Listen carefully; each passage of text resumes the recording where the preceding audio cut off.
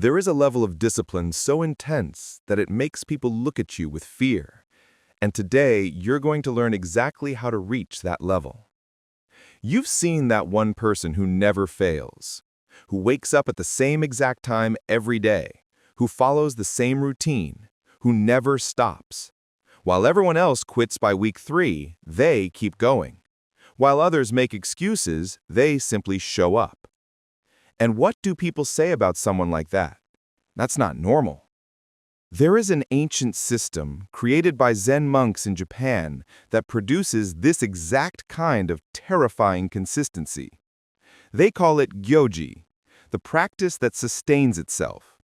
And once you understand how it works, you will never break a goal again. But there's a catch. This system isn't for everyone.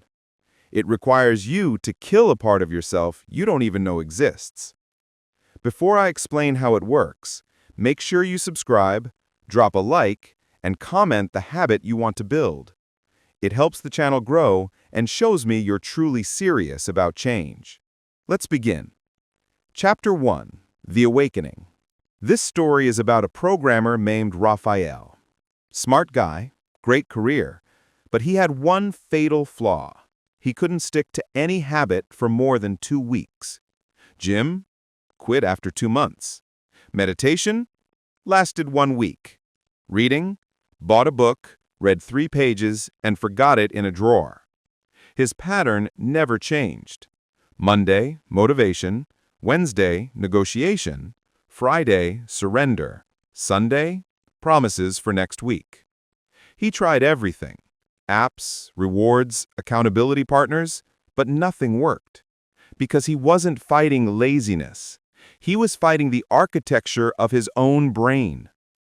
Until the day he discovered why Zen monks can meditate for 800 years straight.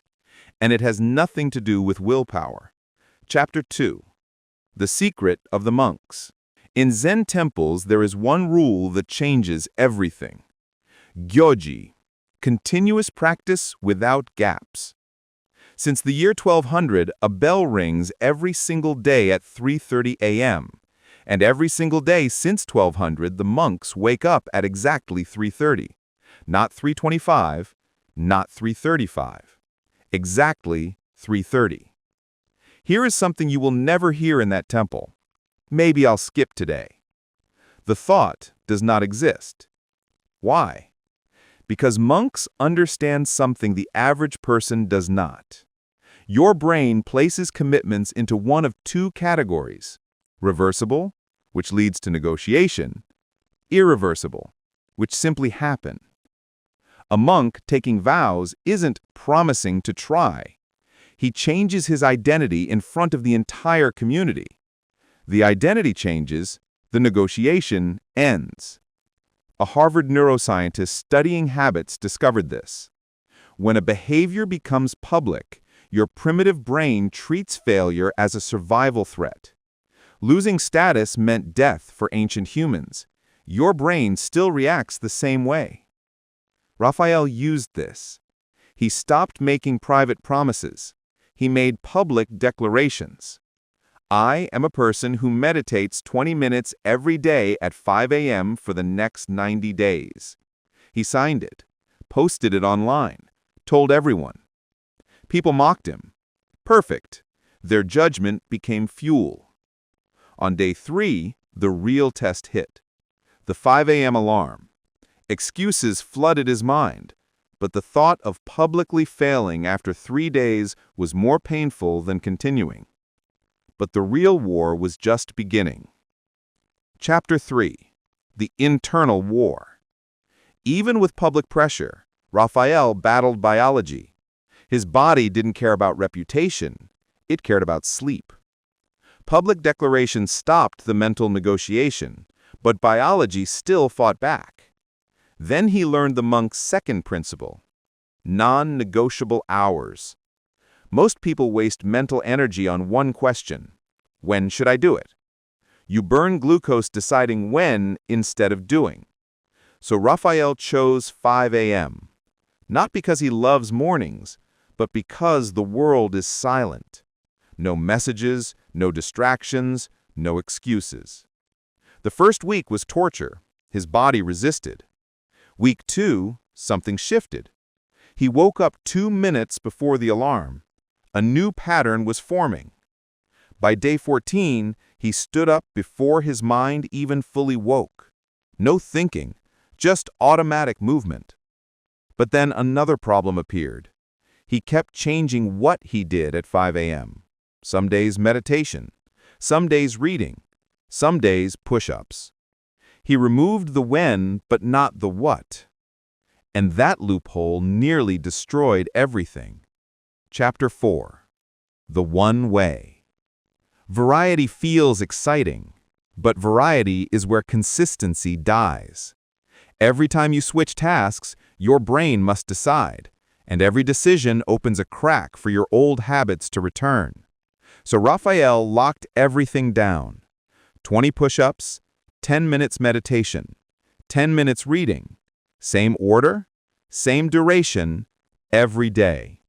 This was his personal Ango, a 90-day period of identical practice. His friends called him robotic. His girlfriend said he was being dramatic. Perfect. Week 3, mental war. Week 4, the voice of negotiation began fading. Week 6, he was halfway through his push-ups before he realized he had even started. His body had learned the choreography. An MIT researcher studying behavior automatization discovered it repeat an action in the same context for around 66 days and the basal ganglia take over. The behavior becomes automatic. You no longer decide, you just do. Then came the true test. Illness, travel, unexpected chaos, the exact situations that used to break him. But this time, he had learned something critical. Chapter 5. Practice without gaps. The all-or-nothing mindset destroys more progress than laziness. If I can't do all 20 minutes, why do anything? If I can't do a perfect workout, I'll start tomorrow. This creates gaps, and gaps are where your old self returns. Elite athletes have rest days, but rest days are part of the plan. They're strategic, not emotional. A river may slow to a trickle, but it never stops. The moment it stops, it's no longer a river. It's just a memory. Raphael finally understood this. On his travel day, 4 a.m. airport, no gym, he still executed. Push-ups in the airport bathroom, meditation in the Uber, reading on the plane. Nothing was perfect.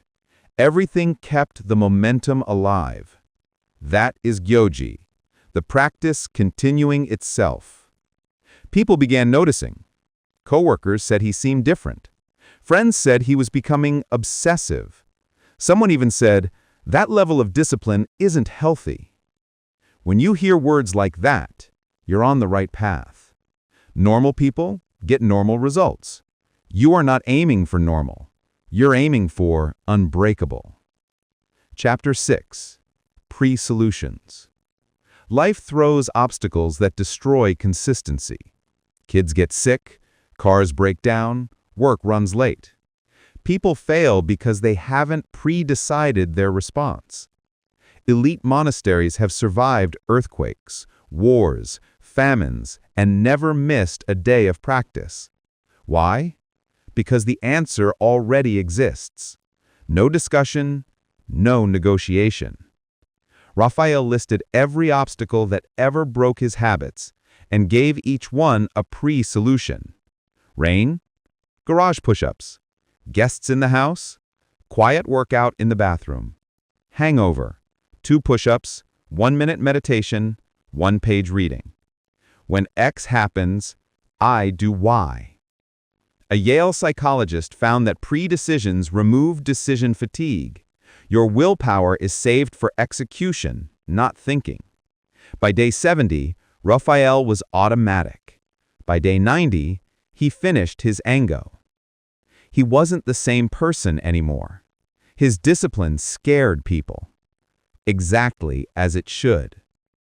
Chapter 7. The Transformation. When your consistency makes others uncomfortable, you're finally operating at the right level. People call you obsessive because your existence exposes their excuses. They need you to slow down so they can feel better about standing still. But you're not doing this for them. You're doing it because you've learned the truth. Consistency isn't about doing something every day. It's about becoming someone who cannot live any other way. The Gyoji system, public declaration, fixed schedule, path without variation, pre-solutions, doesn't just build habits, it rewrites identity. You stop being someone who tries. You become someone who simply is.